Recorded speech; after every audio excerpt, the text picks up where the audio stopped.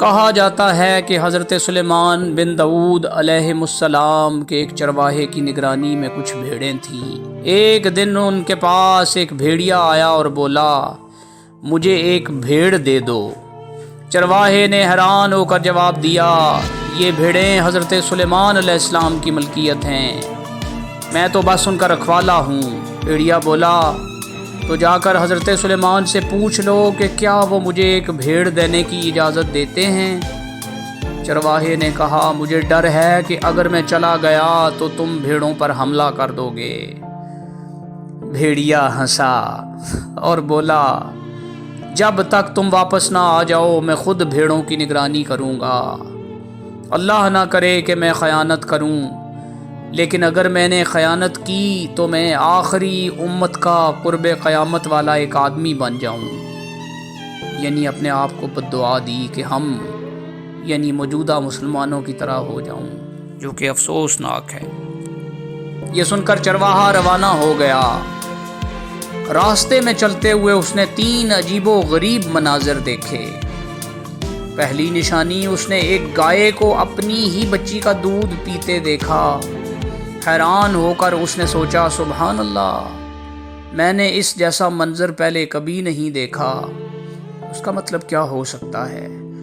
دوسری نشانی، آگے بڑھا تو ایسے لوگ دیکھے جو بوسیدہ کپڑے پہنے ہوئے تھے، مگر ان کے ہاتھوں میں سونے کی تھیلیاں بھری پڑی تھیں۔ چرواہے نے سوچا، یہ بھی بڑی عجیب بات ہے، ان کے پاس سونا ہے مگر یہ پھر بھی فقیر نظر آ رہے ہیں۔ تیسری نشانی، کچھ اور آگے بڑھا تو ایک بہتا ہوا چشمہ نظر آیا۔ پیاس کی شدت میں جیسے ہی قریب پہنچا تو بدبو نے اسے پانی پینے سے روک دیا۔ بدبو اتنی شدید تھی کہ وہ پیچھے ہٹ گیا اور حیران ہو کر بولا، یہ کیسی بات ہے، بہتا ہوا پانی اور اتنا گندا؟ بالآخر وہ حضرت سلیمان علیہ السلام کے پاس پہنچا اور بھیڑیے کی درخواست بیان کی۔ حضرت سلیمان علیہ السلام نے فرمایا، ٹھیک ہے، میں نے اسے اجازت دی کہ وہ ایک بھیڑ چن کر کھا لے۔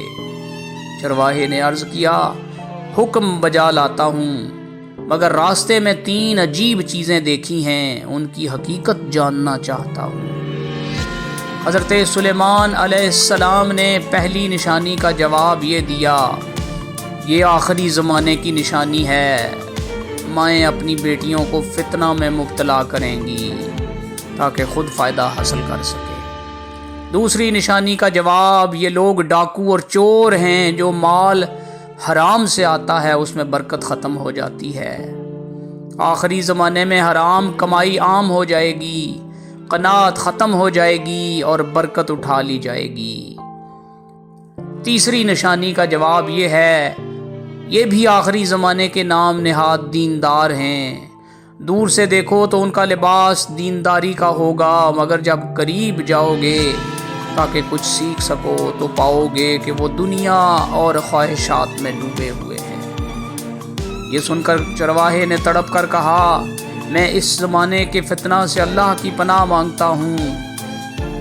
چرواہا واپس آیا تو دیکھا بھیڑیا واقعی بھیڑوں کی نگرانی کر رہا تھا۔